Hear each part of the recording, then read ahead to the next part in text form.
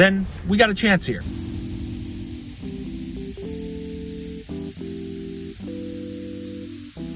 You guys ever heard of the brand Rag & Bone? I collect so many things. Would you like to share this journey with me? I will show you the prizes I got today. So come along with me, come on and join the chase. Yeah! Trippler's collection, well, it needs some work. Because the backdrop of what you guys see here looks kind of nice, there haven't been a lot of changes recently. There have been a few additions here and there, like this one. But justifying adding to my collection is one of the hardest things for me to really be able to do. It's very hard to say out loud, I want to add to this collection, but I don't want to spend a lot of money. It's hard, especially when you're a small business owner. Because my justification for adding more to the collection is also the reason it's become a bit stale. Seeing your YouTube buddies add to their collections while having the time to build out their business, well, it kind of sucks. Therein lies the problem. Time. For me, it's time. I have a full-time job, and I have to keep the reselling side of this business operational. It's hard to find the time. But I might actually have a solution for it. However, there's a few challenges. The first challenge is making the time, which I think I might be able to do. If I can make the time, then this challenge actually works out. The second piece is finding the proceeds to be able to actually buy this stuff without using my own money. Of course, this part presents more challenges, but the simplest way to do this is to set a few rules. Rule number 1. Buy things that are in these categories right here. By buying items that are specific to these categories, then we can stay consistent with the kinds of things that this channel likes to show. Staying in your lane is very important to this channel because I've been spending so much time trying to narrow things down to things that I know you guys like, and that's the reason why we're sticking to those categories. Rule number 2, giving myself an actual time limit. By setting a time limit on this challenge, I know that I could probably do it more often, and that gives me an opportunity to actually add to the collection. Time. If I can keep this thing relatively short, then we got a chance here. Rule number 3 is, where can I source? The answer is anywhere. But what I don't want to do is draw this out into multiple locations, a whole day's worth of stuff, which means I have to be respectful of rule number 2. Each challenge is going to be specific to a location. Today's challenge will be at a thrift store. So you'll see a timer down at the bottom showing you exactly the time I started this challenge and what time I ended up leaving the store. So today we're going into this thrift store. We're going to go in and we're going to find items that we know we can flip for profit, and at the end of the episode, we're gonna do something to add to our very stale, very boring collection. Folks, we're gonna cut in here really quick and we're gonna give a little bit of love to our sponsor. Folks, today's sponsor is the GameCube Gambit, a journey by a man who's building the childhood collection of his dreams. Matter of fact, I wrote a song about it. Like to hear it go. Caleb and his childhood dreams coming true. At 22, how old are you? I really don't know. Nintendo, GameCube Gambit, baby. Alright, that was totally weird, and the GameCube Gambit is unfortunately not sponsoring this episode. Nor is this episode anything like the GameCube Gambit. That is a series that goes after video games. This is a series that goes after, well, maybe video games. But they aren't alike. So stop thinking that they're the same thing. They're totally the same thing. Let's get into this store and check things out. Walking into the thrift store, the first thing that I see is an Xbox 360. They just wanted way too much for it. Had to pass. Especially considering I don't know if it worked. Anytime I'm seeing a Batman figurine, I'm definitely going to pick it up for $3 for sure. Even if I don't sell that thing, it just looks super cool. This is one of those items that is not a secret anymore, DVD, VCR combos, but the ones with the HDMI symbol on it, those are the ones that are so sought after right now. I couldn't exactly explain why, but they are. And of course, when I'm seeing a skateboard, maybe one that's vintage, I'm gonna look it up. Unfortunately, I left this one behind because there was just way too much damage to it. Pass. This is the first of 3 carts that came out, and I grabbed something on every cart. Now, at this particular Goodwill, they bring out these carts, and they're full of goodies, and typically they're items that have just been donated. So they aren't going to another store, they're going straight into the sales floor. No like home runs, but definitely stuff that I would want for my reselling business for sure.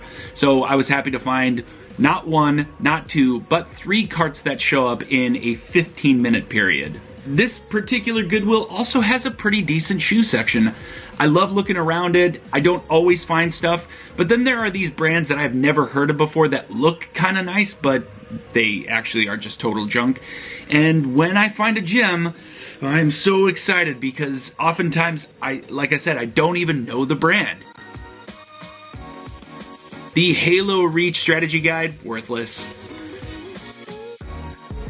Settlers of Catan, that was sealed. I'm definitely going to look those up.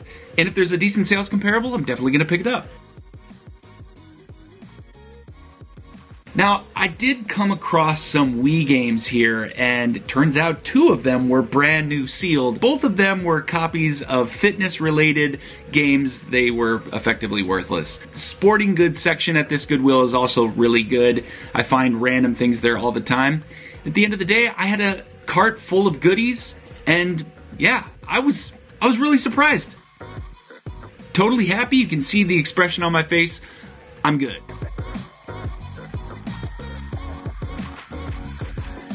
Oh my goodness, was that amazing? Now let's take a look at the total time here. I wasn't in there very long, and that means, honestly, this was totally sustainable. I could do this all of the time. So let's recap what we've got here and figure out what are we going to spend our money on. Because understanding what we're going to spend our money on is hopefully going to fix the issue that we have behind us, which is what feels like kind of a stale collection. I've been thinking about this for years. The types of things that I want in my collection, the types of things that, yes, I've always been looking for out there, but never actively been trying to go and get it. This changes today. This list will grow, but I've got 6 items that I am on the hunt for, and these are items I want to get. And one of them we're getting in this episode. 2 of these items come from one of the greatest toy lines of all time in history, and it's the 1980s, early 90s Teenage Mutant Ninja Turtles. And the first one on this list is the blimp. And not just having the blimp, it's gotta be the blimp in box. I had that. That was one of the first vehicles that I had, and we're gonna need that. The second from the exact same toy line is the Technodrome. Now, the Technodrome I never actually owned, and I was always really frustrated because having all the good guy vehicles and none of the bad guy stuff, it was kind of hard to have some of the battles. The Technodrome has to be on this list as well. So as I was coming off of playing with TMNT, I moved directly into Mighty Morphin Power Rangers. Mighty Morphin Power Rangers kind of represented the Transformer in me, but it also had that really vibrant colorway of all the things that were coming out in the early 90s, including the TMNT toy line. And the one that I'm looking for specifically is the Megazord in-box. Now, I have 2 Dragon Zords that are actually up there right now, and perhaps we can use one of those up there to get us the Megazord a little bit later, but the Megazord in-box is on our list. These next 2 items totally video game related, one of which might be almost impossible to get, but the first one is Kid Nicky for the NES, and I'd like to get it in box.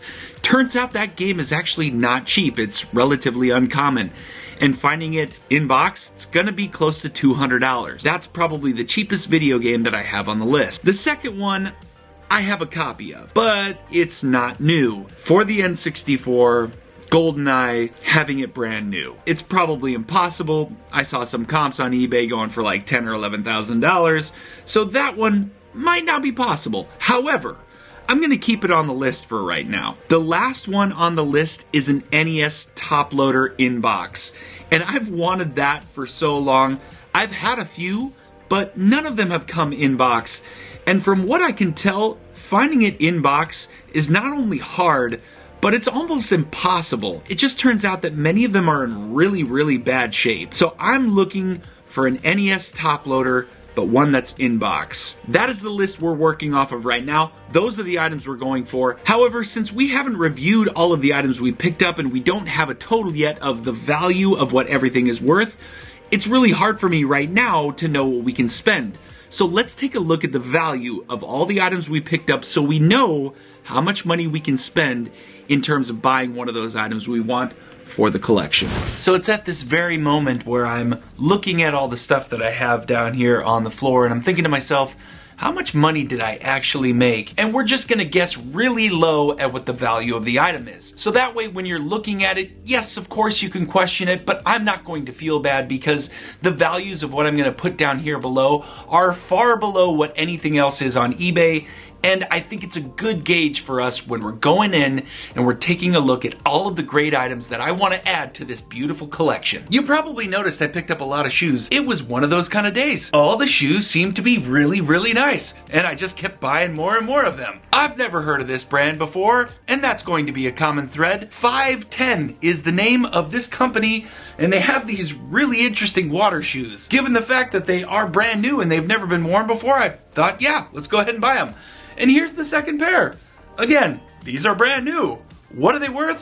I was having a tough time finding that on eBay. Considering I paid $10 for one pair and $14 for the other, I expect to make this much on that investment, and that's a good start. Now you notice there were a lot of carts coming out, and there were 3 carts that came out in a 15-minute period, which was awesome. On the same cart where those 2 pairs just came in, these Birkenstocks, these slip-on foam sandals, yes, they're black, they're pretty nice, I think they're gonna sell for decent money, and I got them for 10 bucks. The Jordan SC3 with a bit of a neon yellow kind of colorway to it. Really nice. I like these. I think they're pretty decent. They don't need too much work, but yes, I'm gonna have to spend some time cleaning these up. But the size of this is great.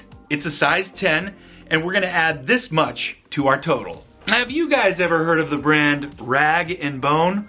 Well, I certainly have. On my many trips to New York City, this seemed to be one of the very popular local brands, even though this is made in Italy. But what I found really interesting, even before I saw that this was a Rag & Bone, is that the bottom said Sole British Made, and it says Day-Night.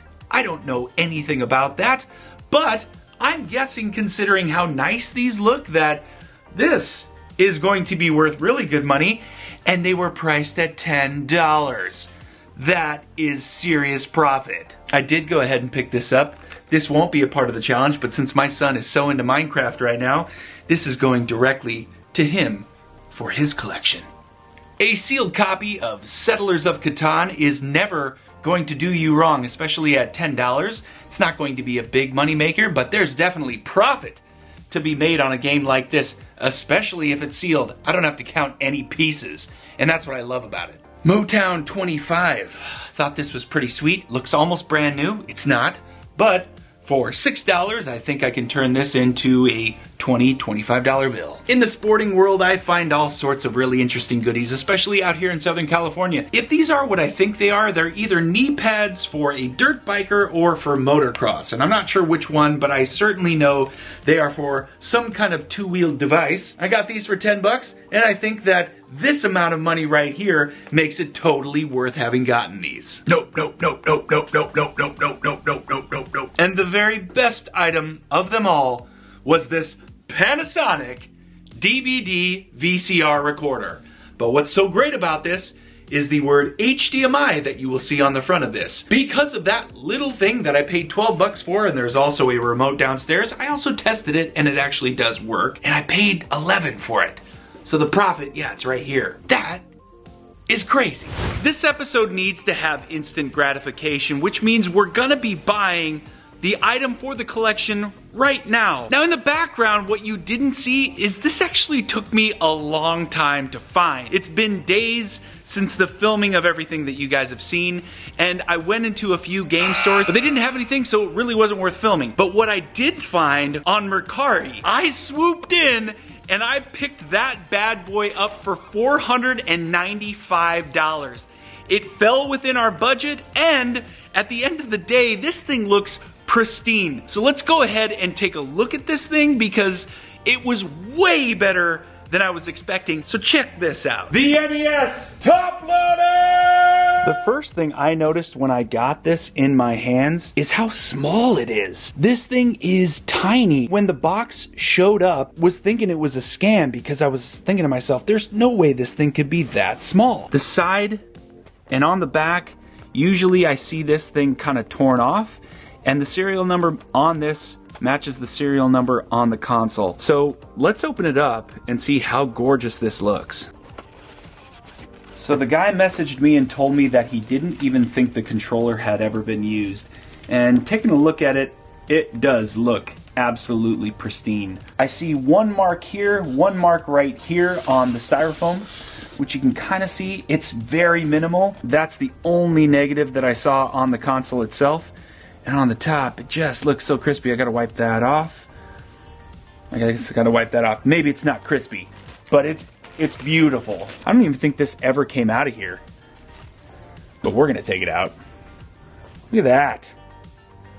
So nice. It's just so nice. This is going into the collection, folks.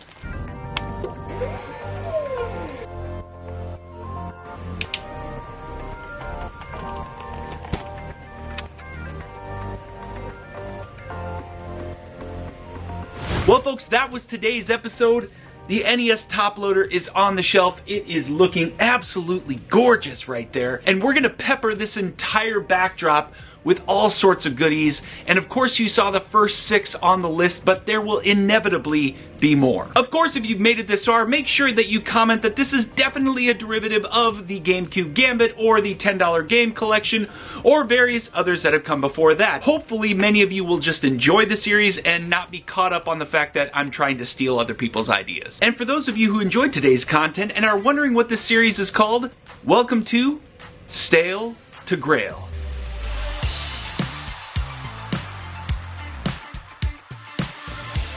Thanks for watching, and I will see you next time.